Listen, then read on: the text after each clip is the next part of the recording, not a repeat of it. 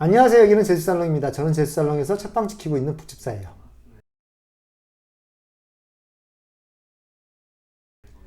네, 오늘 언박싱을 해보려고 하는데요. 제주살롱에서 입고 하는 책들은 어떤 책들이 있는지 간단하게 소개해드리도록 하겠습니다.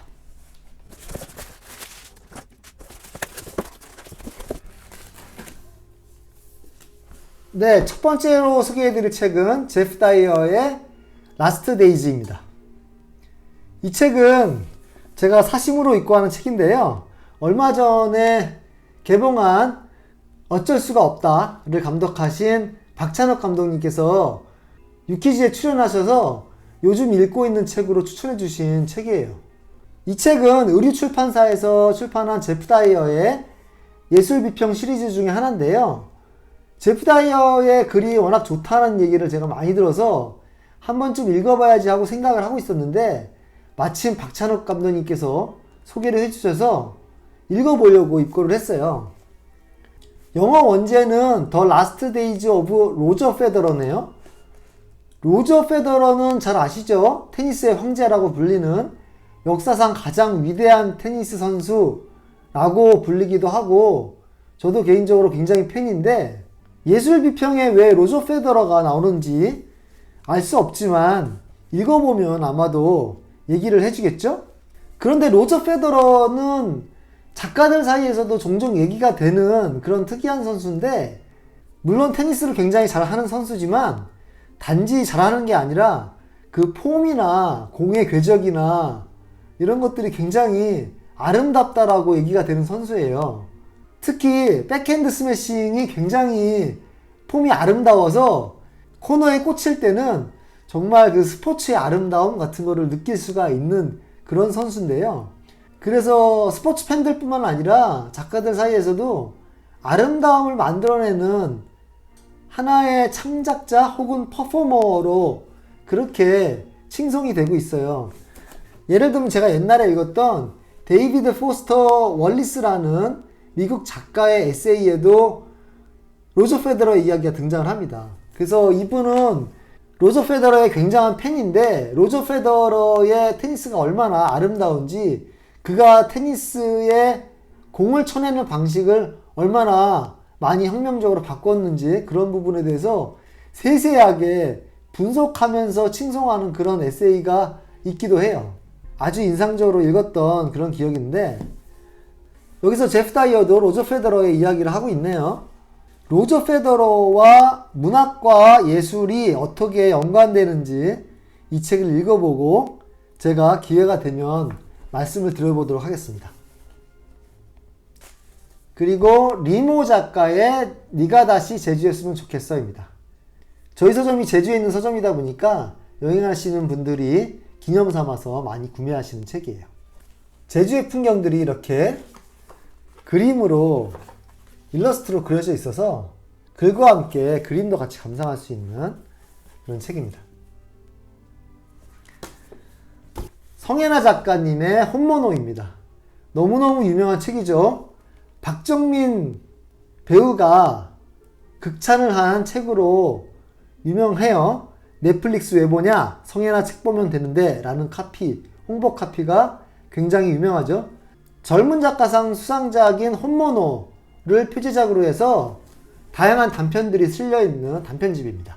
많은 분들이 읽는 베스트셀러이니만큼 저도 한번 읽어보고 싶네요. 얀마텔의 파이 이야기입니다. 이 책은 제가 얼마 전에 이달의 책에서 소개해드렸죠. 서점에 오시는 분들 중에서 제가 추천한 이달의 책을 구매해 가시는 분들이 있는데 그때는 제가 굉장히 뿌듯하고요. 이 책도 그렇게 구매가 돼서 재입고하는 책입니다. 그리고 이 파이 이야기가 국내에서 연극으로 제작돼서 여러분들한테 선을 보인다고 하는데 박정민 배우가 주인공 파이로 출연하기도 한다네요. 기대가 됩니다. 그리고 안인모 작가님의 클래식이 알고 싶다 인상 카페 편입니다.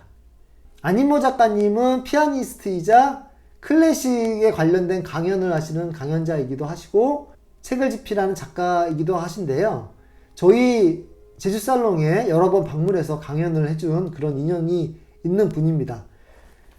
이 클래식이 알고 싶다는 이번이 세 번째 시리즈인데요.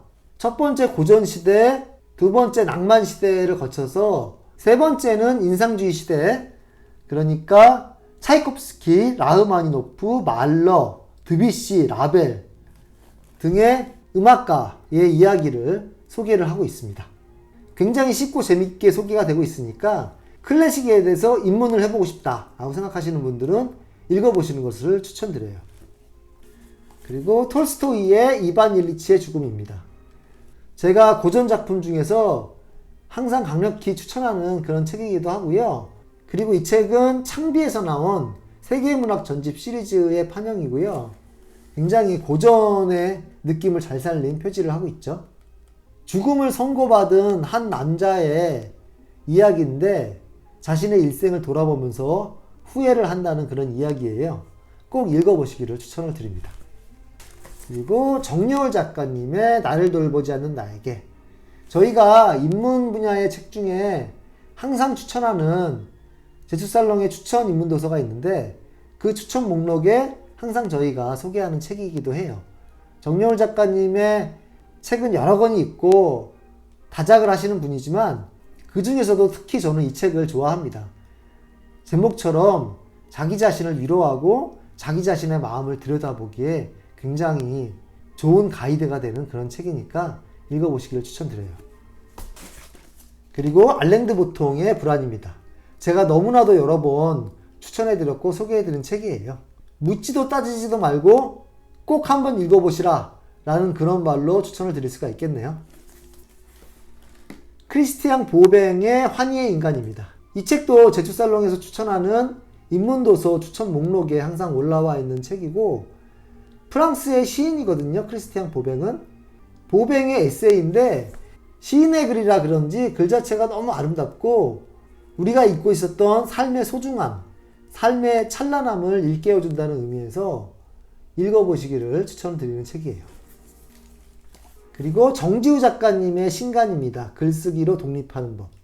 우선 제목이 굉장히 읽어보고 싶은 제목이죠. 어떻게 하면 글쓰기로 독립할 수 있을까?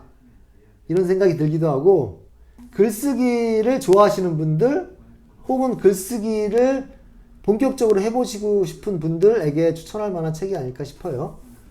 부제로 쓰는 사람에게는 믿는 구석 하나가 더 있다 라고 되어 있는데 제목과 부제가 어서 빨리 읽어보라고 얘기하는 듯한 그런 책입니다.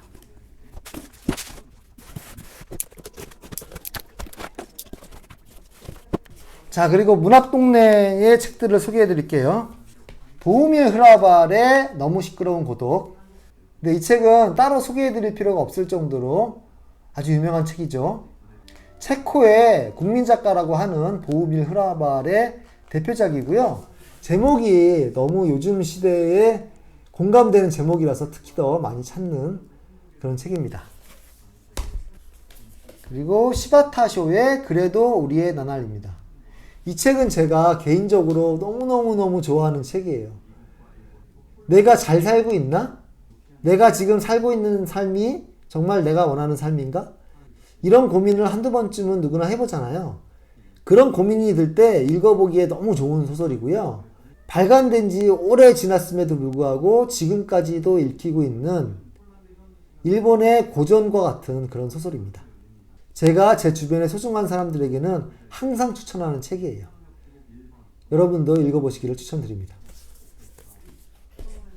엘리자베스 스트라우트의 올리브 키터리지입니다. 엘리자베스 스트라우트는 제가 개인적으로 굉장히 좋아하는 작가고요. 그 작가의 대표작이면서 퓰리처상 수상작입니다. 이분의 소설의 특이한 점은 소설들이 같은 주인공의 이어지는 이야기라고 할 수 있다는 점이에요.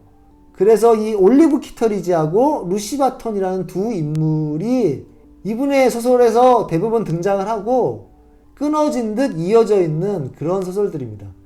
그래서 이분의 중심 주인공인 올리브 키터리지와 루시 바턴의 일생을 쫓아가면서 읽는 그런 재미가 있고요. 그래서 이분의 소설을 입문하기에 가장 좋은 책이 바로 이 올리브 키터리지라고 할 수가 있겠어요. 그리고 김연한 작가님의 안녕이라 그랬어. 김연한 작가님의 오랜만에 바깥은 여름 이후에 아주 오랜만에 단편집이죠. 올해 출간됐고 저도 굉장히 인상 깊게 읽었고 역시나 김혜란 작가님의 작품이다라는 감탄을 할 수 있는 그런 단편집이고요. 김혜란 작가님을 좋아하시는 분이라면 혹은 그렇지 않더라도 단편집을 읽어보고 싶다라고 하시는 분이라면 꼭 읽어보시길 추천드리고 이 시대를 관통하는 문제의식을 담고 있다는 점에서 자세한 추천의 말은 제 이달의 책의 컨텐츠에서 확인하실 수 있습니다. 여러 권 읽고 하는 책인데요. 곽아람 작가님의 나와 그녀들의 도시입니다. 근데 이 책은 저희가 이번 달 말에 곽아람 작가님을 직접 모시고 북토크가 예정되어 있어서 그 북토크 행사 준비로 여러 권을 입고하는 그런 책이고요. 곽아람 작가님은 조선일보의 문화출판부 쪽에 기자활동을 하시면서 또 개인 집필도 많이 하시는 그런 분이고요. 이 이전에도 여러 책들이 출판되어 있고 이분의 팬층이 꽤 두터운 걸로 알고 있어요. 저도 그래서 명성만 듣고 있다가 이번에 모시면서 책을 읽어볼까 생각 중인데요. 서울대를 나오시고 미술사학 쪽을 전공하시면서 미국에서 유학도 하신 경력도 있으셔서 미술과 문학 쪽에 조예가 깊으신 분이고 이번 책에는 곽아람 작가님이 좋아했던 문학 작품들 빨강머리 애니나 작은 아씨들의 배경이 되는 도시들, 지역들을 찾아다니면서 여행한 여행기라고 할 수가 있겠어요. 독서여행자 곽아람의 문학기행이라는 부제를 달고 있네요. 이번 달 25일 토요일 오후 5시에 북토크가 예정되어 있으니까 혹시 그때 제주에 계시는 분들이 있다면 저희 제주살롱 인스타그램을 통해서 신청을 해주실 수도 있습니다.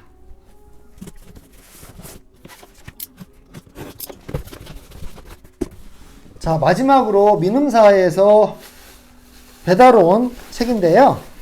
이번에는 민음사의 쏜살문고 시리즈를 많이 읽고 했어요.